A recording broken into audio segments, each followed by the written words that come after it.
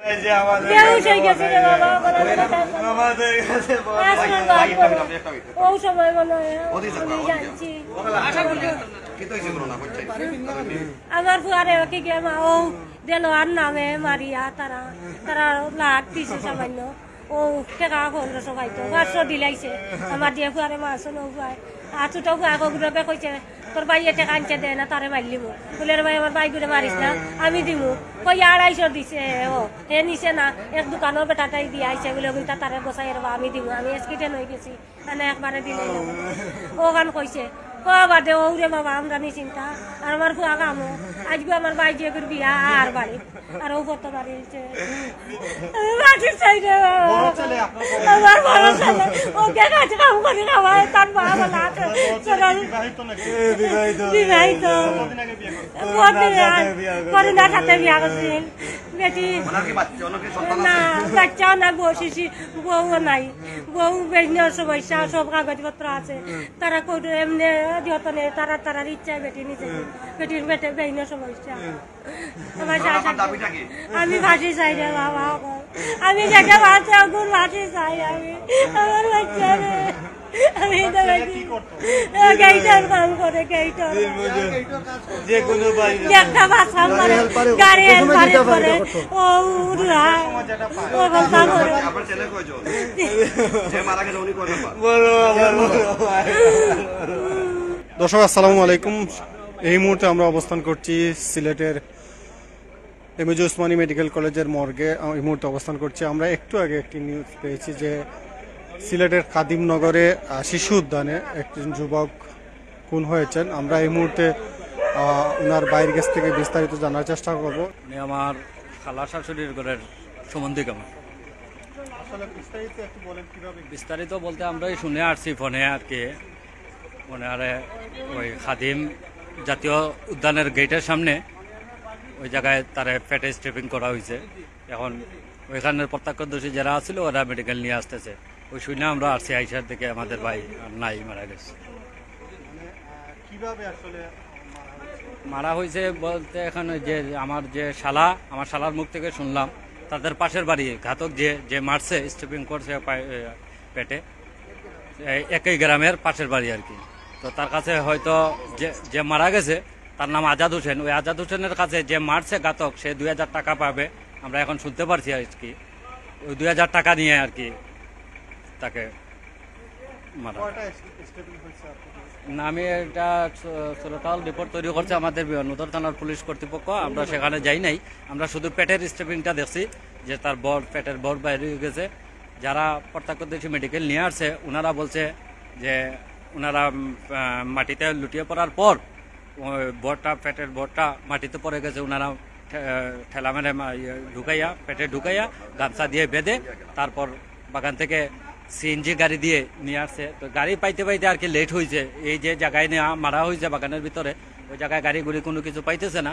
ওই জায়গা থেকে গাড়িটা পাইতে পাইতে লেট হওয়ার আর কি লেট হওয়ার কারণে মেডিকেল নিয়ে আসার পরে তারা সাফরান মাজার পার হইবার পরে আর রোগীর কোনো পায় নাই আর কি। আপনারা কি জানতে পেরেছেন যে এখানে শুধু যে নিহত হয়েছে যারা মেরেছে একজন ছিল, ঘাতক একজন ছিল শুনছি আমরা তো আসলে প্রত্যক্ষদর্শী হিসাবে আমরা ঘটনার স্পটে ছিলাম না, তো আমরা শুনছি আর কি সে একজন ছিল। এখানে প্রত্যক্ষদর্শী কেউ আছেন কিনা? প্রত্যক্ষদর্শী এখানে একজন ছিল, এখানে আছে মনে হয়। আপনারা ওই জায়গায় গেলে যা মারা গেছে আমার শালাদের কাছে গেলে দেখতে পারবেন কিংবা শুনতে পারবেন। উনি ওখানে কান্নাকাটি করতেছে, হাজারি করতেছে, মা ভাই সবাই আপনারা এটা দেখতে পারবেন। নাকি ওনার ভাই? আপনি বিস্তারিত কতটুকু জানেন? আমরা ঘটনা একটু আমার বাইরে গেছে ওর বড় ভাইয়া টাকা পাইতো 2000 টাকা। ও আমরা ওর কাছে 1500 টাকা দিয়ে 500 টাকা দিছি। 1500 টাকা রয়েছে তারিখ করছি আগে তারিখের মধ্যে ওই যে আজকে আমার বাড়িতে বিয়া আমার মামার ঘরে বোনের বিয়া ও বাসায় আমার যোগাযোগ করিয়া কইছে বাসায় আজকে আইবে আর ও পাইছে ওই জায়গাতে গিয়া পাইছে ওদিকে আমার পথে আর ও আমার পথে যে মারছে বর বার করেছে আপনার ভাই কি বিবাহিত না?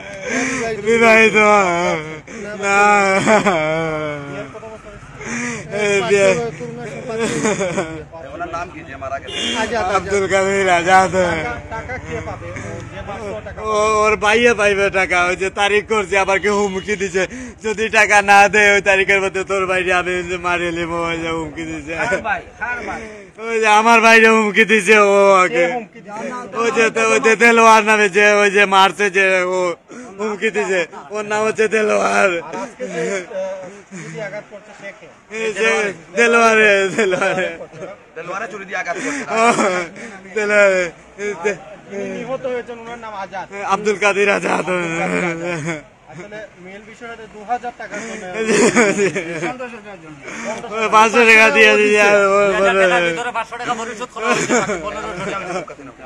বাকি 2000 টাকা পাইতে হবে। 2000 টাকা পাওয়ার মধ্যে তার পরিবারকে জানানোর পরে তার পরিবার 500 টাকা পরিশোধ করছে, আর বাকি 1500 টাকা সময় নিচ্ছে যে আমাদেরকে একটু সময় দাও, আমরা তো গরিব মানুষ, আমরা তোমার অমুক তারিখে টাকাটা দিয়ে দিব। আজাদ মিয়া একজন দিনমজুর, যে কাজ পাইতো সেই কাজে করতো। দেলোয়ার এলাকার আমরা ঠিক বলতে পারতেছি না। চাঁদাবাজি করে ওই যে সরকারি বরাদ্দে ওই যে বালু ব্যবসা আছে না, ওই যে ওই মানুষের হুমকি টামকি দিয়া ওদের চাঁদাবাজি করে বালু ব্যবসা করে আগে ওই যে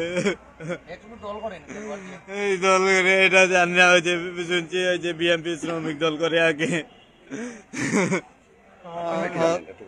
আপনারা আমার নাম জাইদুল আলম খালেদ,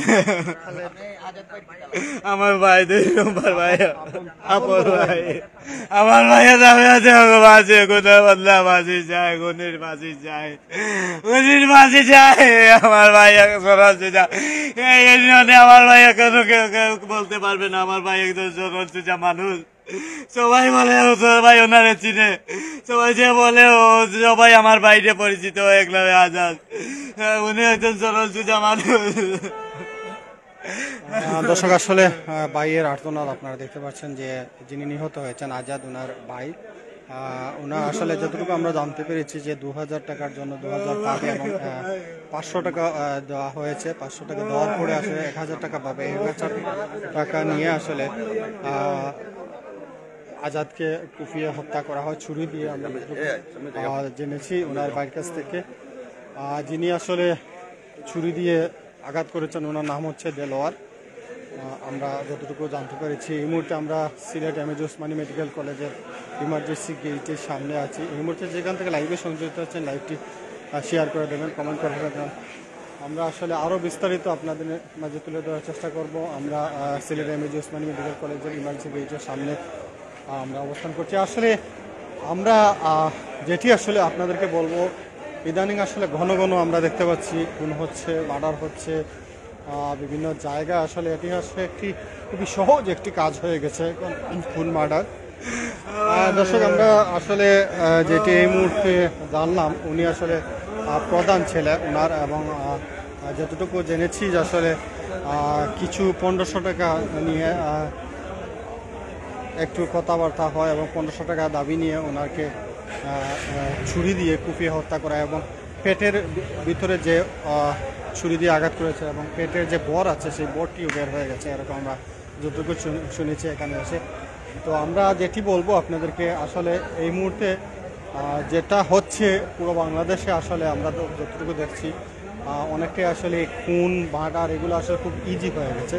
যে সময় যেটা কেউ আসলে ছুরি দিয়ে পার দিয়ে হত্যা করছে। তো এটা আসলে আইনশৃঙ্খলা বাহিনীকে আমরা বলবো আপনারা একটু তৎপর হন, এবং আপনারা যাতে যে আজকে যে ঘটনাটা ঘটছে সেটি আসলে দ্রুত যাতে আসামিকে শনাক্ত করে ধরা হয় এবং সর্বোচ্চ শাস্তি দেওয়া হয়, সেটাই আশা করছি। এই মুহূর্তে আপনাদের কাছ থেকে বিদায় নিচ্ছি। যে যেখান থেকে এতক্ষণ লাইভে সংযুক্ত হয়েছেন সবাইকে অসংখ্য ধন্যবাদ, এবং পরবর্তীতে লাইভে যারা সংযুক্ত হবেন সবাইকে অসংখ্য ধন্যবাদ জানিয়ে এই মুহূর্তে আপনাদের কাছ থেকে বিদায় নিচ্ছি। সবাই ভালো থাকবেন। আসসালামু আলাইকুম রহমতুল্লাহ বারকাত।